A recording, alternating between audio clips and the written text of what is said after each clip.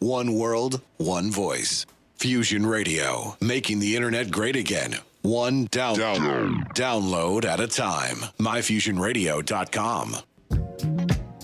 Hello. Welcome, everyone, to a very special episode. This episode is focusing on emergency medicine. We have two experts in the field.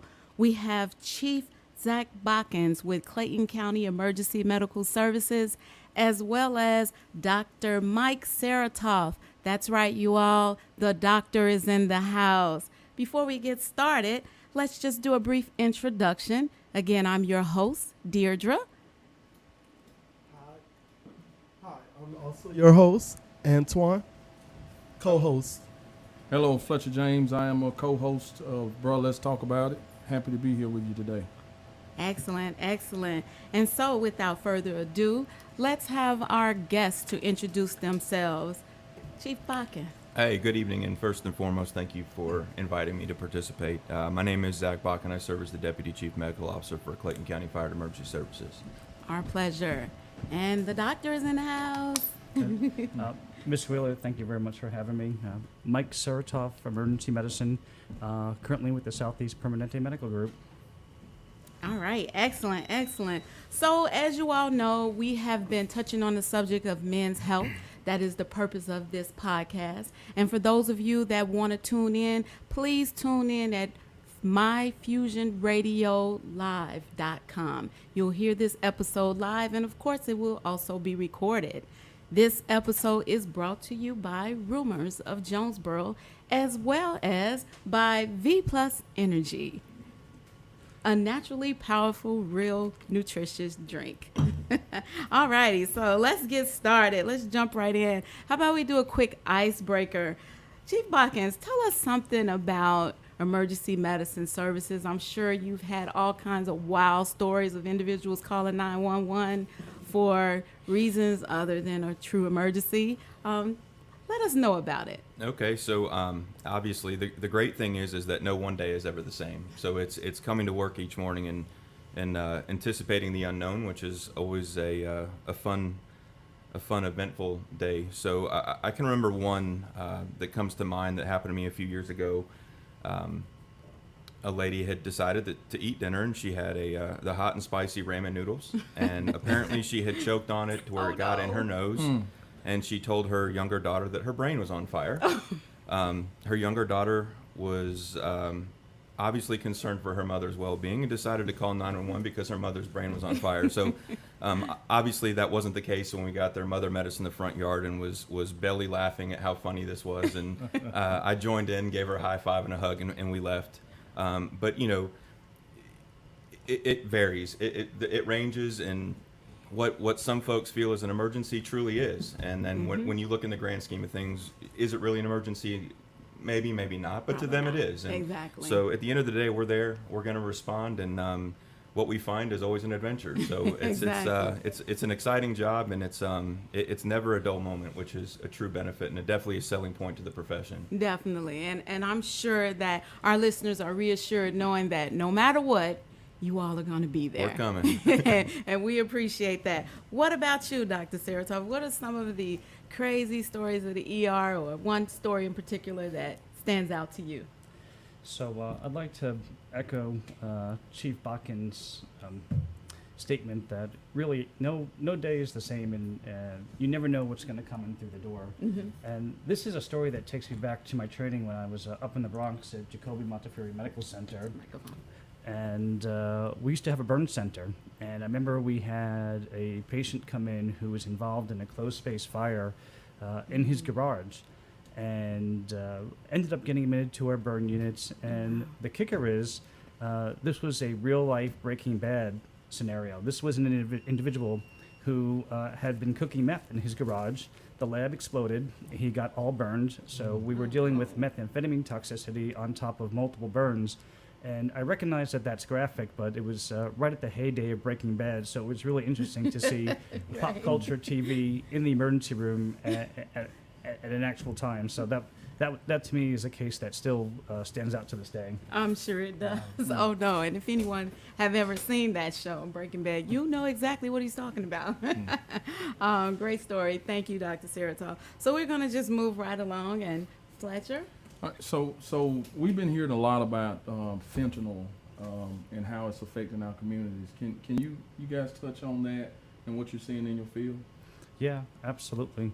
Fentanyl, as we all know, is an opioid, and we in this country are in the midst of an opioid epidemic. And I really want to point out that when an individual chooses to use, no one ever says I'm doing this because I want to be an addict. Right. Right. We as humans are driven by pleasure and avoidance of pain. And what happens, unfortunately, with opioid users is their brain chemistry gets changed. So somewhere along the way, literally their neurochemistry alters, and they get stuck in this paradigm that they literally can't escape. And what's so terrifying about something like fentanyl, which is a synthetic opioid, which means it's made in a lab, it doesn't occur in nature, is that it's so much more potent. It's so much stronger than a naturally occurring opioid like morphine. And what happens is it's just much easier to overdose fatally. And I hate to be so graphic, but No, we need that. Certainly in the past couple years, we have seen an escalation in fatalities from presumed opioid overdoses. And typically the reversal medicine that we would use, Narcan, needs to be given in exponentially higher doses to the point where sometimes it doesn't work, or you just need to give more than what you would be used to. And it's very challenging toxicity to deal with. So. Now, you mentioned Narcan. So, Chief, I'm sure that you're quite definitely familiar with that, but I know recently they've also allowed police officers to carry Narcan, and I know you all are equipped with it as well. Right. Can you speak to that as well? I can. There's been a pretty large push over the last few years to ensure that Narcan is widely available throughout public safety due to our encounters with the numbers of overdose. And like Doctor said, is that we are in an epidemic of overdoses, and primarily with fentanyl. So the problem we have with fentanyl is it's not always just fentanyl. It's laced with all of the things that are unknown. And right now, one of the bigger ones is tranq. And when they find with fentanyl is laced with tranq, well, tranq is not an opioid. And so what you find is that the Narcan isn't actually going to work. Right. If it does, it may work some. It may reverse some of the causes of the fentanyl, which is the reason for death, is it pretty much knocks out your respiratory drive, so you stop breathing. And so what happens is it may work to relieve some of their respirations to come back, but the tranq is still very active in their system, which is going to cause them to not come back around, which could have the detrimental effects from that. So rest assured, every apparatus within Clayton County Fire has adequate doses of Narcan. The state has supported us, and that is something that the state has recognized as a problem. And it is something that our agency takes on as an issue as well. So we carry it, we're well trained to recognize it, and we're very quick to administer it. The police departments in the area, plus the corrections, the jails, they've all been trained and have been issued their Narcan as well. So we recognize that we're finding these overdoses happen in all different environments, whether it be the jails, whether it be on the street, whether it be in a home. And really, there's not a one demographic that's predominantly using it versus other. It's widespread. It hits all demographics. It hits all socioeconomic statuses, and it's there. And it's something that we're now having to deal with on a very large scale. Exactly. Wow. Well, thanks for sharing that. We definitely appreciate it. And I hate to keep talking about Narcan, but I want our listeners to be educated about it. When you think of Narcan as their reversal agent, how exactly is it administered? Maybe Dr. Serotoff, you. Or maybe we can even say what Narcan is for Yeah, that those too. listeners that aren't familiar with that term, or how it affects the brain and how it affects the body. Yeah, Antoine, that's a fantastic segue. Thank you very much for that. So the way we as humans die from opioids is that opioids take out the respiratory center in our brain.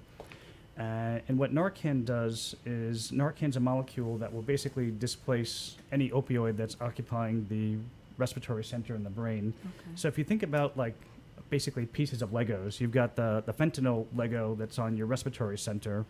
and Narcan comes along and knocks off the Lego piece, so your respiratory center gets kicked up again, and you can start to breathe. So that's kind of like a very, very good way to think about it.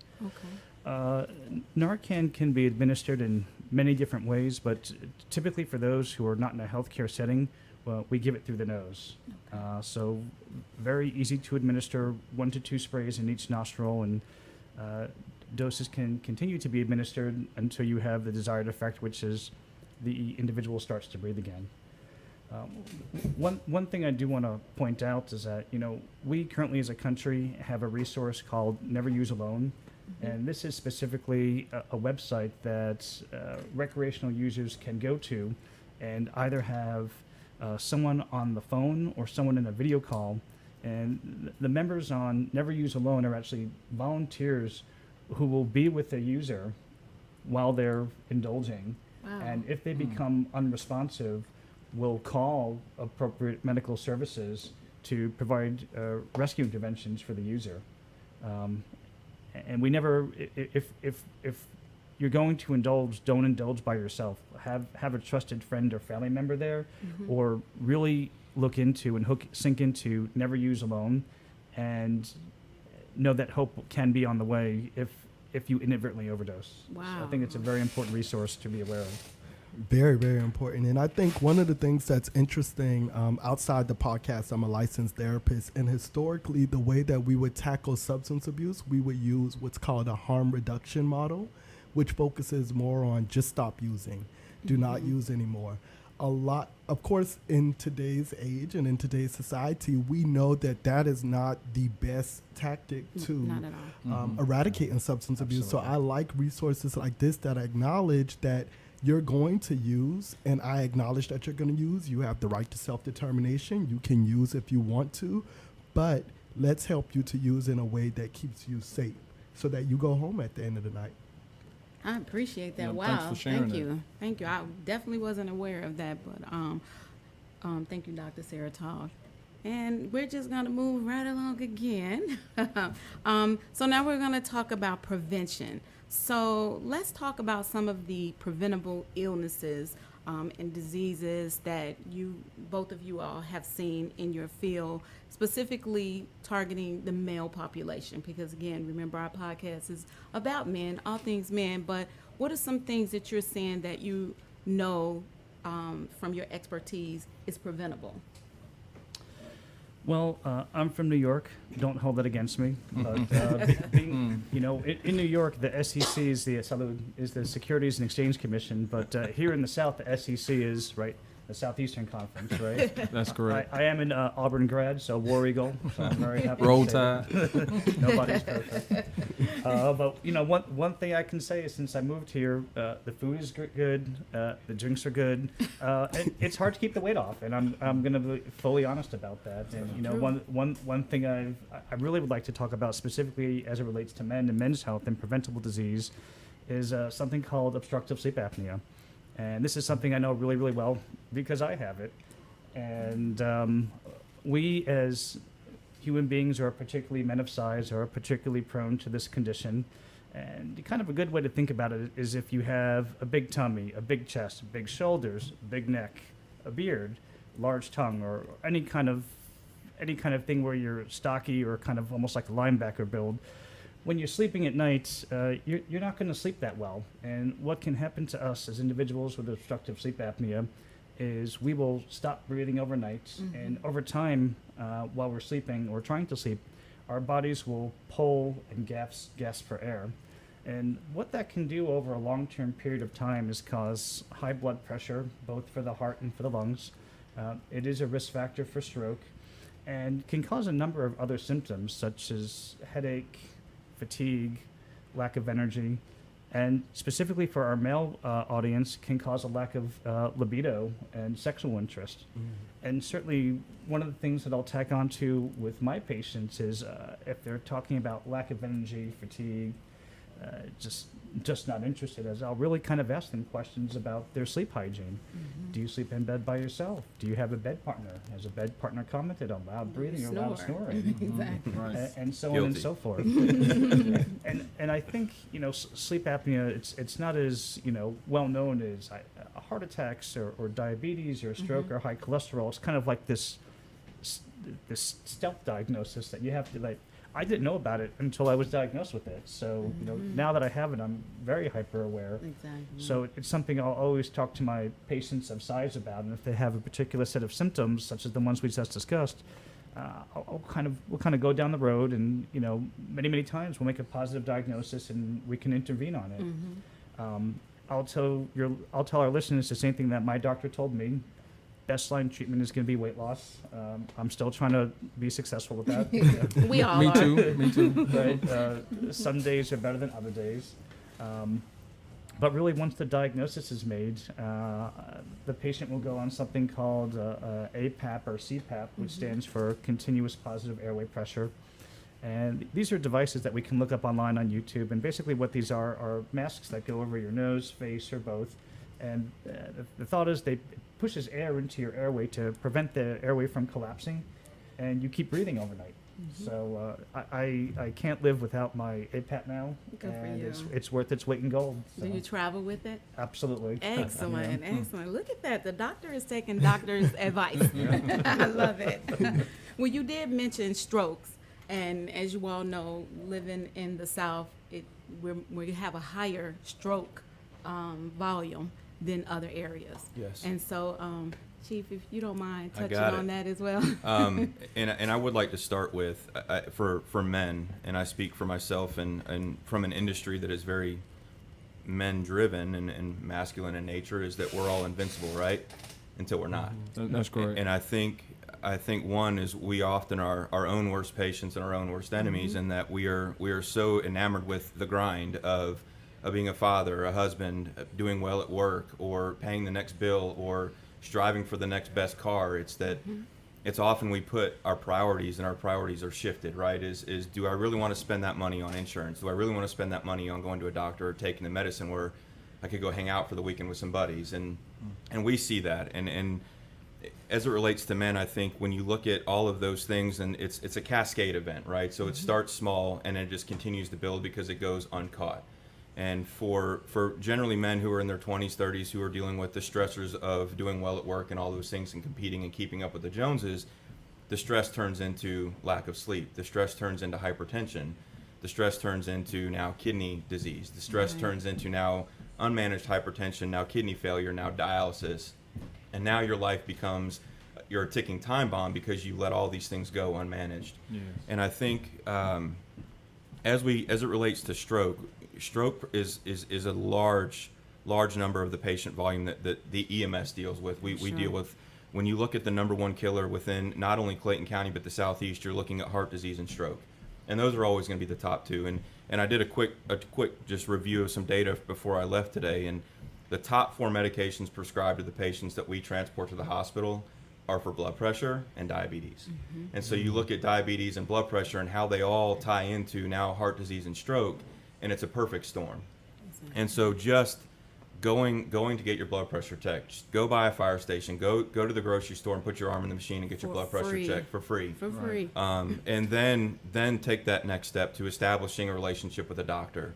Then take that next step to starting medication and getting diagnosed, and then willing to acknowledge that you have something that needs to be managed, and that typically diet will work with some of these things, exercise will work with some of these things, but if it's progressed to a point and you're not 100% on your game, medication's going to be needed in order to drop you down out of that risk category of potentially dealing with a stroke or a heart attack. And it goes into diet too. And one of the things that we encourage our patients, and we have some programs within the fire department that we do this with, but one of the mindsets we get our patients in is stay around the perimeter of the grocery store. And when you do that, you're going to remove all the additives to the box foods and the preservatives that add to that problem. And all you do at that point, if you stop in the middle of if you shop in the middle of the store, you're feeding your problems. So true. If you find when you walk in the Kroger or Publix or wherever next time and you look on the perimeter of the store, it's all fresh food. Yes. It's the freezers that they're not requiring the salts to preserve, and it's the fresh food that's not requiring any preservatives either. So I know that gets expensive, but if you could just start small, 1 meal a week, fresh food, and then 2 meals, and then as you go, you can maybe incorporate that more into some of your daily living. But I love that. No, but that's those are great just some advice. things. I Yeah. like that. Thank you. And I think one of the things that I'll say, and I've shared on this platform before, I can now say I have a history of hypertension, per my doctor visit that I just had a week ago. Yeah. It's a Congratulations. history. But one of the things that I will say is that oftentimes it's also something that you could feel perfectly fine. There's been times where my blood pressure has been as high as, 180 over 100, and I have felt Wow. fine. But when I get that blood pressure reading, I'm like, wow, that's my blood pressure, but I feel totally fine. I don't have any symptoms. So I think that's also something important to mention, is that it's not always, you're not always going to feel that symptomology, but you can still be suffering from that condition, which is why going to the doctor regularly is so important, because I would have never gotten that reading had I not just randomly gone to a routine visit. Wow. And it's referred to as the silent killer. I mean, Yeah. there's no doubt. It stays high enough long enough, and it only takes that one stroke event or that one cardiac event, and you're done. Exactly. And so again, if it's you catch it early enough, like yourself, kudos to having your appointment. Is Yes. now you get it addressed, and you start to reduce those risk factors. So, Exactly. I mean, and look at Antoine. I mean, he's looks like a healthy individual. Yeah. You know, he has 0% body fat. I mean, he runs. How often do you run? 5 days a week. 5 but days that a was as week. a result of getting that diagnosis Okay. and not wanting to take medication. I gave up beef and pork. I started working out, just gave up candy, which is my guilty pleasure. Love candy, but I stopped buying it, so I only eat it if it's available now. But I think the chief and the doctor both said it's making those incremental life changes. Exactly. Like, Yeah. to say that I'm never going to eat candy again is just not realistic, but I can say I am not going to buy it. Yes, If yes. it's available, I will indulge. Yeah. Stay along the perimeters. Of There the you go. grocery Exactly. store. That's great advice. I love that. All righty. So we're going to get into one of our favorite segments, which is, bruh, what's happening to us? And before we start, I just want to read a quick disclaimer because this is sensitive in nature. We would like to emphasize that our involvement in the matter at hand is not direct.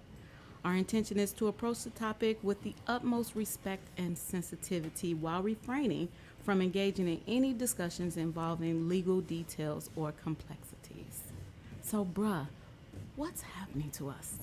What is happening to us, bruh? Like Deidre said, this is certainly my favorite part of the segment because we get to leave the script a little bit. And one of the things that I wanted to discuss, so we know there is a statistic that black women are 3 times more likely to die from pregnancy-related issues compared to white women. That's not a new statistic, but it's one that's starting to get a lot of attention, which is a very positive thing. Knowing that statistic, my question to our 2 guests would be, how does that impact the emotional well-being of the father? Just knowing that statistic, whether they have had to deal with that or they haven't had to deal with that, how does that impact the father, knowing that, particularly a black father, knowing that their partner, their wife, is 3 times more likely to die from pregnancy-related issues? That is a really deep dive question, and while I'm not a father myself, I certainly applaud the fathers of patients that I've worked with in the emergency department who stand there by their family member and who advocate for their safety and well-being. And I think all of us in the medical community are very hyper aware of the vulnerability of our pregnant patients. And while for us it's our everyday, but for them it's their only day when they're in the department with us. Right. So I think especially now, to piggyback on what you said, the medical community is very vigilant about maternal morbidity, and organizations such as the Southeast Permanente Medical Group literally they cocoon our pregnant mothers to be, and we have a fantastic support staff to bring our mothers from first trimester to birth, and that means labor and delivery, case management, primary care, easy access to birthing centers. So I think really recognizing that it really does take a village to have a successful, healthy birth, and really empowering all of our patients and of all of our members to have access to the resources that they need to have an uncomplicated birth. And if and when, God forbid, a complication happens, really having the resources, infrastructure, and pathways in place to address complications as expediently and as safely as possible. So I think it really requires an organizational buy-in. And I'm very proud to work for the Southeast Permanente Group because we have this fantastic system in place for our mothers to be. So true. What about those individuals who may not have that village or the specialties that Permanente Group has? Those who may have to go to just a regular hospital. I can tell you, speaking as a father of two and going through the emotional roller coaster of pregnancy with my wife, and we had two very healthy children, but it's still very stressful to a father. You don't feel the pain, you don't feel the changes. You're there to support, and that can be in itself a difficult task. But I think the bond you have as parents, once that happens, is just that much better because you've gone through that together.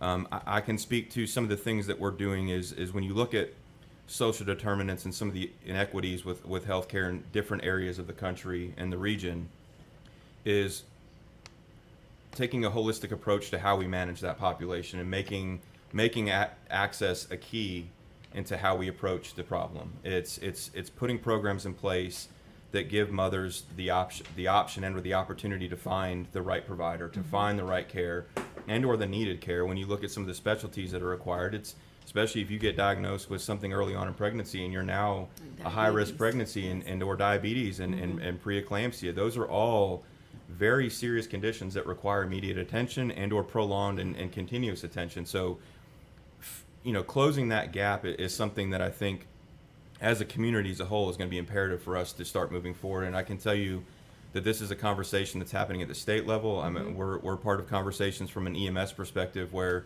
infant and mother mortality, and that is something that is being brought up continuously. And it's working to find the solution to prevent that and to improve the overall care of the community, regardless of age, whatever. It's we provide the best care because that's what's needed. That's what's needed. Thank you. We appreciate that. And we definitely agree. This is a conversation that will continue. And I'm happy that it's at the federal and state level because this is something that is affecting us all. So we do appreciate that. Well, right now we're going to take a quick commercial break, and we will be back to continue the topics that we are having regarding men's health with two experts in the field. And again, thank you all for tuning in, and we'll see you shortly. Let's talk about it. Fusion Radio. Follow us on Instagram at MyFusionRadio and like us on Facebook and Twitter. MyFusionRadio.com.